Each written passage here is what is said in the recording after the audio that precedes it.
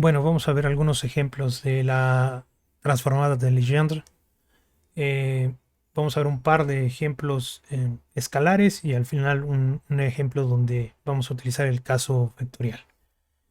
Em, para los casos escalares vamos a tener uno que es diferenciable y el segundo ejemplo vamos a ver el caso cuando la función no es diferenciable y tenemos que utilizar la definición para calcular la transformada.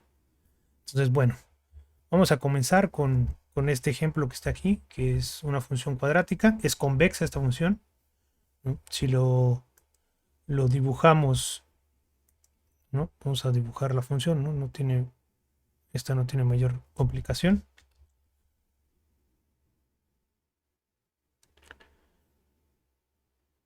Y después es una función cuadrática, ¿no? La función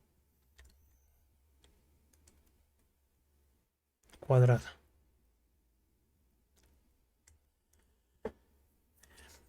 Entonces, bueno, no, si es diferenciable, recordemos que podemos utilizar la definición de Pen. Esta es la función f y lo que nos piden es encontrar su función conjugada f asterisco de p. Entonces podemos utilizar la definición de p considerando la derivada de f con respecto a g. Entonces p va a ser igual a la derivada de f con respecto de g. Esto nos da 2g.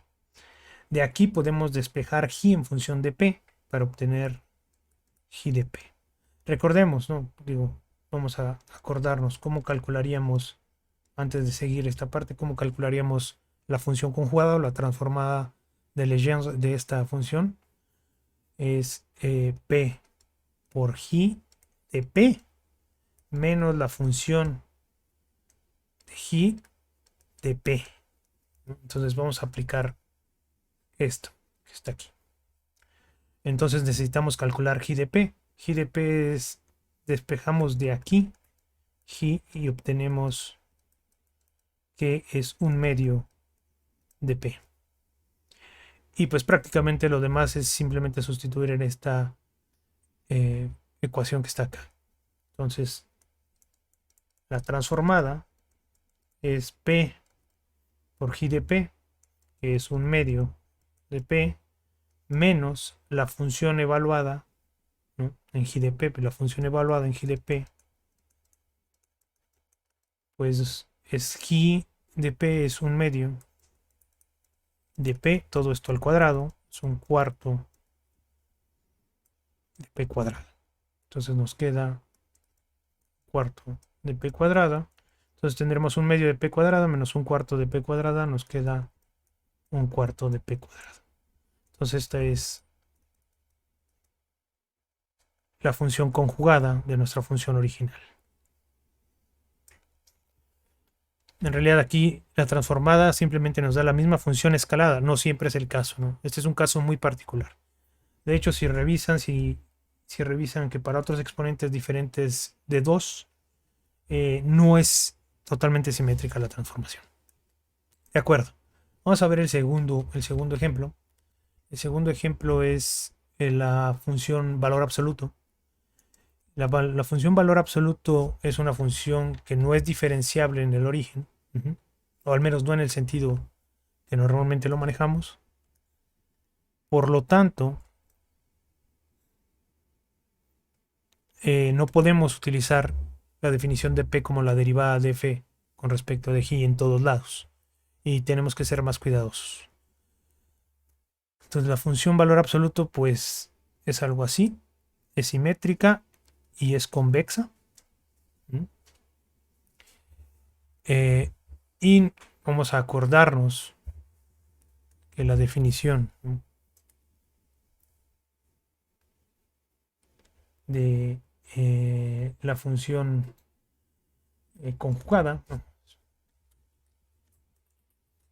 la definición de la función conjugada,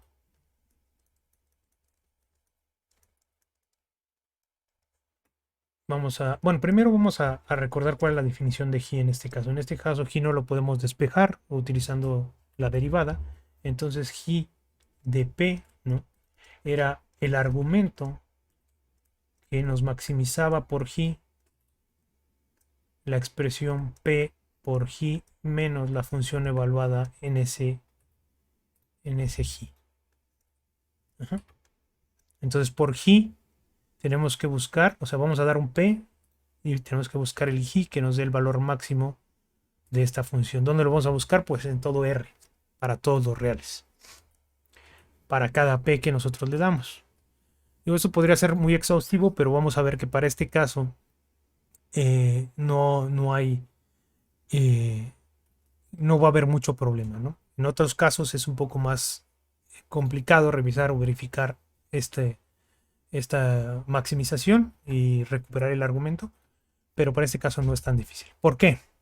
Pues bueno, si lo notamos, si nos percatamos de algo, esto tiene pendiente 1, ¿no? Antes de seguir, la pendiente de la función valor absoluto, pues es 1, ¿no? De este lado es 1 y de este lado es menos 1, ¿no? Esta es negativa y esta es positiva. Siempre es constante.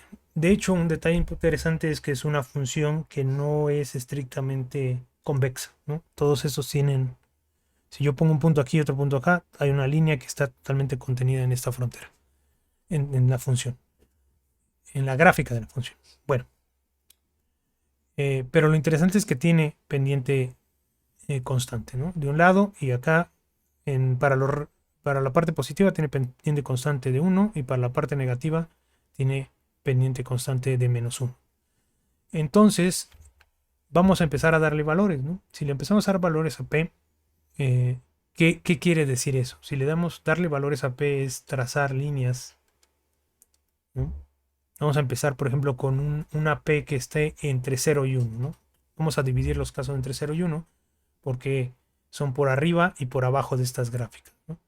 Si yo trazo una pendiente con una línea con una pendiente menor a 1, ¿no? Lo voy a hacer total completo, ¿no? Si es una pendiente menor a 1, tendría una línea así, ¿no? Por debajo de la línea roja.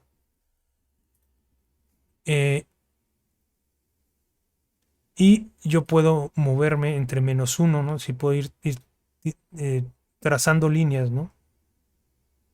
Hasta llegar al otro lado, ¿no? Vamos a dar toda la vuelta, ¿no? Bueno, voy a poner algunas más, ¿no? Pues la de 0, por ejemplo, la de pendiente 0, pues sería esta. Y la del otro lado llegaremos hasta una pendiente con pendiente mayor a menos 1, ¿no? Entonces, si yo me muevo entre esta línea y esta línea, me estaría moviendo en pendientes que están comprendidas dentro del intervalo de pendientes entre menos 1 y 1, ¿no? Obviamente estaría la pendiente que coincide con estas líneas, ¿no? Esta la voy a borrar porque si no, no se va a ver nada.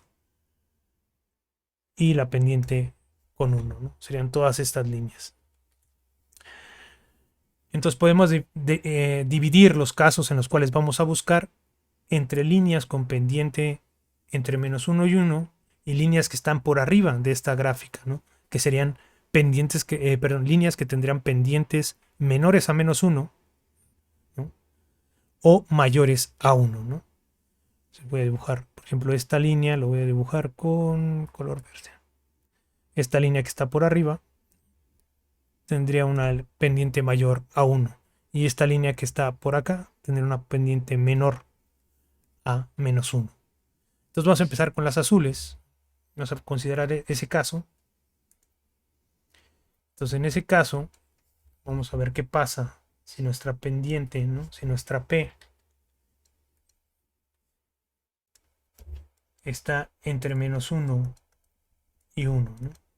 ¿Cuál es el argumento que maximiza esto por G? Bueno, si nos damos cuenta, para el caso azul, voy a hacer algo, voy a ver si puedo copiar esto y agrandarlo. Ahí está. Entonces lo voy a hacer un poco más grande para que sea esto más claro. Lo voy a subir aquí. Ok. Entonces, ¿qué quiere decir esto que está aquí, no? P por G es la altura respecto a la línea que estamos trazando, ¿no? Vamos a tomar, por ejemplo, esta línea. Esta que está aquí. Entonces quiere decir que tenemos que encontrar la G, que nos va a dar el valor máximo de la distancia de la altura, ¿no? de la altura de esa línea recta con esa pendiente para ese G dado, ¿no? Aquí vamos a dar un G, y la función evaluada, que sería acá, ¿no? O sea, por ejemplo, vamos a pensar en este G. En este G tendríamos esta altura, que sería P por G, y la evaluación de la función sería esta de acá. Si nos damos cuenta, P por G va a ser un valor menor al de F de G. Entonces nos daría la diferencia de este menos este, nos daría un valor negativo. Conforme nos movemos a la derecha, esa diferencia se hace más grande, ¿no? Y nos dará un valor más negativo, un valor menor. Siempre va a disminuir en este sentido porque F de G va a estar mucho más arriba de P por G. Sin embargo, si nos movemos a la izquierda, vamos a ver que vamos a llegar a 0, donde en 0 P por G y F de G valen lo mismo, ¿no? Para cualquier otro valor hacia la derecha, ¿sí? Va a ser negativo, en 0 va a ser 0. Y si nos seguimos moviendo hacia la izquierda, pues recordemos que la línea que estamos revisando es esta, pues va a ser un valor negativo también, ¿no? Este positivo, perdón, este negativo, ¿no? Menos este que va a estar cada vez va a ser también más grande. Entonces el valor mínimo, ¿no? que hay entre la función roja y esta línea, ¿no? es 0. Ese es el valor, perdón, el valor máximo, perdón, el valor máximo va a ser 0. Para cualquier otro valor que yo le dé, ya se me va a la derecha o hacia la izquierda, el valor va a ser negativo. Entonces, el máximo es 0 y el punto en el cual se alcanza ese máximo es en 0. Entonces vamos a escribir eso. Si P está entre menos 1 y 1, ¿no? Entonces nuestra función, recordemos que nuestra función, la función como tal f asterisco de P, va a ser el valor, ¿no?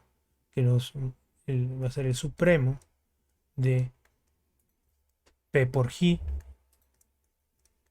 menos F de G, ¿no? Obviamente G, G evaluada en la P correspondiente, ¿no? Pero la definición es esta. Entonces, esta nos da la G y esta nos da la función. Entonces, ¿cuál es el valor que se va a alcanzar, el máximo valor que se va a alcanzar de esta diferencia? Que es en 0, entonces aquí sería 0, ¿no? En 0 se va a alcanzar el valor 0. Entonces, F asterisco de P va a valer 0.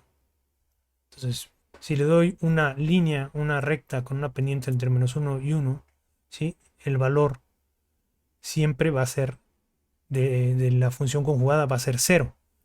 Si nos damos cuenta, eso quiere decir, si lo graficáramos en el dominio de P, ¿no? pues quiere decir que si yo tengo entre menos 1 y 1, toda esta línea, este sería F asterisco de P, y esta sería P. Entonces toda esta línea vale 0. O sea, F asterisco de P en toda esta línea, en este intervalo que está cerrado, vale 0. No es un valor único, ¿no? O sea, quiere decir que para todos los valores entre menos 1 y 1 de P, la función vale 0. Ahora, ¿qué pasa si analizamos el otro caso, ¿no? Vamos a analizar el otro caso, que el otro caso es cuando la pendiente de la recta, perdón, está por arriba, ¿no? Está por arriba, ¿no? Vamos a analizar esta línea verde, ¿no? Entonces esta tendría una pendiente mayor a 1, ¿no? Esta de acá era una pendiente menor a 1. Entonces ahora esta tiene una pendiente mayor a 1. Ahora, no analicé las que están por abajo de menos 1 porque es el caso simétrico, ¿no? El simétrico de esta. Entonces pasa exactamente lo mismo. Entonces lo mismo basta con que analicemos también el caso para P mayor que 1 para darnos cuenta que para el caso P menor a menos 1 es equivalente. Entonces, ¿qué pasa si analizando estas líneas, ¿no? con rectas pendientes de P mayor a 1? Pues bueno, la distancia que hay, ¿no? Si yo le doy un G, ¿no? Vamos a pensar que le doy ahora este G. La evaluación de F de G es esta y G por P está acá. Entonces, esta distancia, ¿no? pues va a ser positiva. P por G va a estar por arriba de f de G, entonces nos va a dar un valor positivo. Pero vamos a notar algo importante. Si yo me muevo a la izquierda, ese valor va a decrecer hasta 0, ¿no? El mínimo está en 0 en este caso, bueno, en este intervalo, ¿no? De 0 a infinito.